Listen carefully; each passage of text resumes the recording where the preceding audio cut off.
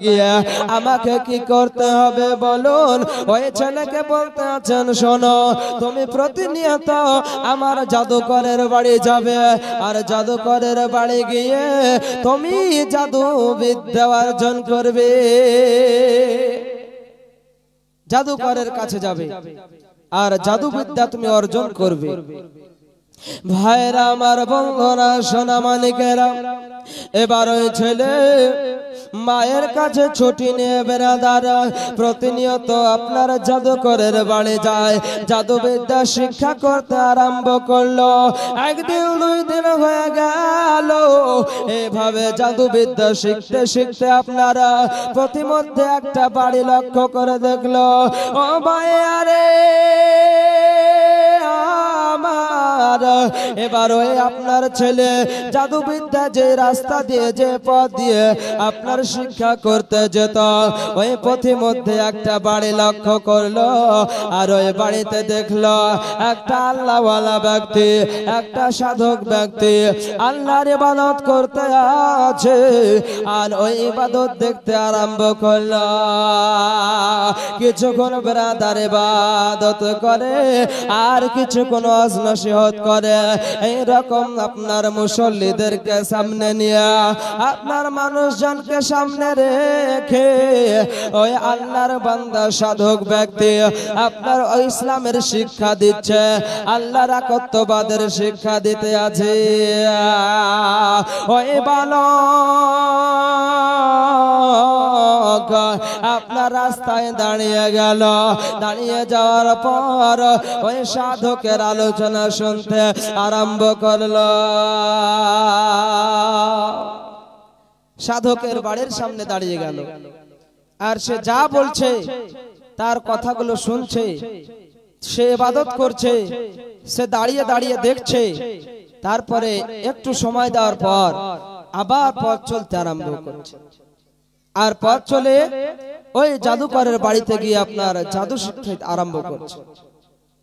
ভাইরা আমার, মা বোনেরা, ওই আমার ইসলাম দরদি বাবা জীবনেরা, ওই ছেলে আপনার করলো কি, এভাবে যখন একদিন দুই দিন করতে করতে ওই সাধকের কাছে সময় দেওয়ার জন্য বেরাদার ওই আপনার জাদুকরের কাছে যেতে লেট হয়ে যায়। একদিন দেখলো, দুই দিন দেখলো, তিন দিনের বেলায় ওই জাদুকর ছেলেকে আপনার মারধর করতে আরম্ভ করলো। বলে, হুজুর গো, আমাকে মারছেন কেন বলো না? বলে, তোমাকে আমি মারছি কেন তুমি কি বুঝতে পারো না? বলে, তুমি আমার দরবারে প্রতিনিয়ত আসতে, তুমি তোমার সময় মোতাবেক তুমি চলে আসতে, কিন্তু আজ কয়দিন থেকে তোমারে দেখছি তুমি আমার বাড়িতে দেরি করে কেন আসছো বলো? আজ তোমার পাঠশালায় দেরি হয়েছে, এই জন্যে আমি তোমাকে আঘাত করলাম, মারধর করলাম। বাবারা, আমার সোনা মানিকেরাও, আমার মা বোনেরা, ইসলাম কত কষ্ট করে এসেছে বাবা। ওই বালক তবুও বললেন না ব্রাদার তার সময়টা কোথায় অতিবাহিত করেছে। বালককে জিজ্ঞাসা করতে আছে, বলে, ছেলে তুমি বলে দাও তুমি পাঠশালায় আসতে দেরি করেছো কেন? ওই বালক আপনার বলে না যে আমার কেন পাঠশালায় আসতে দেরি হয়েছে।